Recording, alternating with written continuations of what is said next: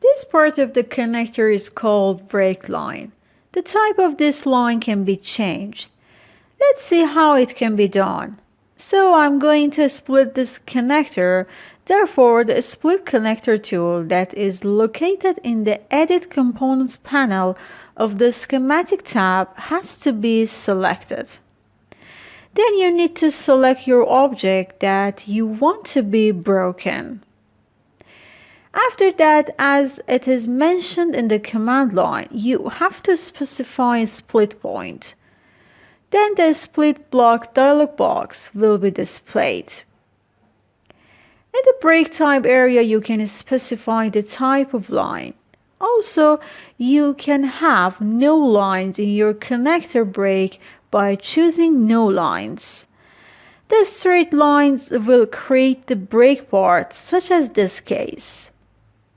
And the jagged lines are similar to this one. Also, you can draw your desired break line by selecting Draw It option.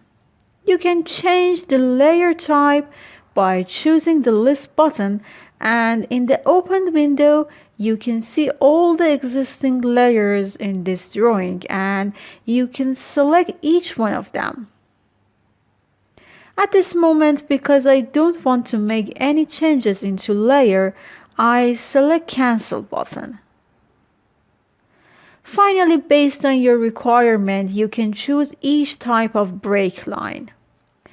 I'm going to choose the straight lines and see the results, so I choose OK. In the next step, you have to place the remain part of your connector. And finally, the applied straight line can be seen in this part.